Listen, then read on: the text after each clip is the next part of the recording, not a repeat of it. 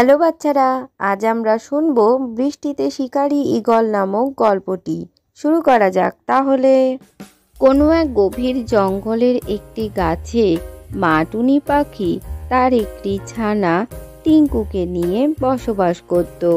মা, আমাদের ঘরের সমস্ত খাবার শেষ হয়ে গেছে, আর জঙ্গলে হঠাৎ বৃষ্টিও শুরু হয়েছে, তাই আমাদের কিছু খাবার জমা করে রাখতে হবে।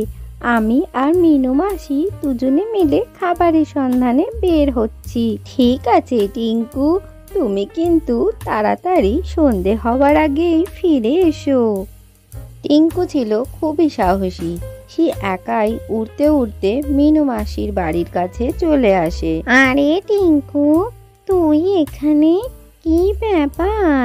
মিনু মাসি, জঙ্গলে তো কোনো খাবারই নেই, আর হঠাৎ বৃষ্টিও শুরু হয়ে যাচ্ছে, যেই কারণে শস্যগুলো জলের তলায় চলে গেছে।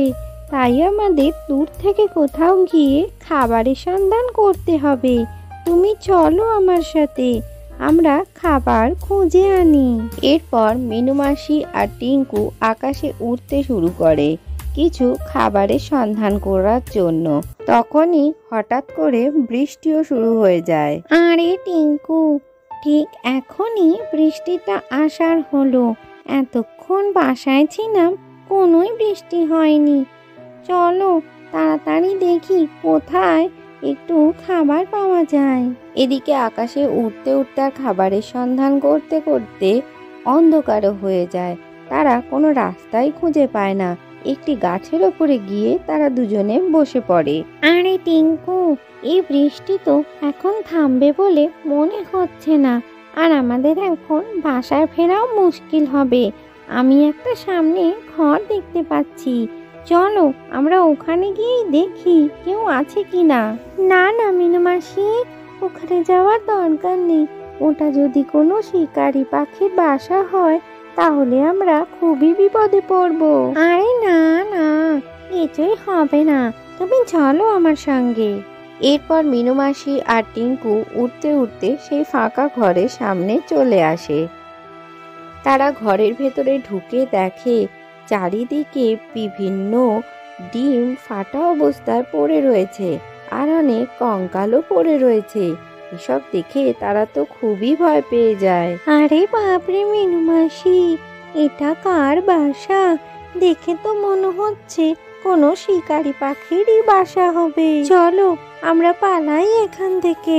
হ্যাঁ হ্যাঁ, চলো টিঙ্কু, আমরা এখান থেকে পালাই। টিঙ্কু আর মিনু মাসি সেখানে পালিয়ে যাবার উদ্দেশ্য করতেই সেখানে ঈগল এসে হাজির হয়। আরে, এ তো মেঘনা চাইতেই বৃষ্টি। দেখছি দুটো পাখি নিজে থেকেই এখানে চলে এসেছে। তোদের খেতে তো আমার খুবই সুবিধা হবে। থাক তোরা এখানে, আমি এক্ষুনি কিছু মশলাপাতি নিয়ে আসছি, তারপরে তোদের মনের মতো করে খাওয়া যাবে। এরপর ঈগল দরজা বন্ধ করে বাইরে চলে যায়। তখন মিনু মাসি টিঙ্কুকে বলে, চলো টিঙ্কু, এখনই আমাদের এখান থেকে পালিয়ে যেতে হবে।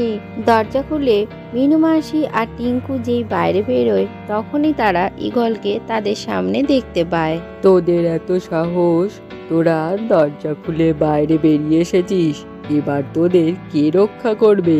এই কথা বলে ঈগল তাদের উপরে আক্রমণ করতে যাবে, উল্টে মিনু মাসি আর টিঙ্কু মিলে ঈগলের ওপরে আক্রমণ করে দেয়। লাঠির আঘাতে ঈগল সেখানেই প্রাণ হারায়। চলো মিনু মাসি, আমাদের কাজ হয়ে গেছে, আমরা এবার বাড়ি ফিরে যাই।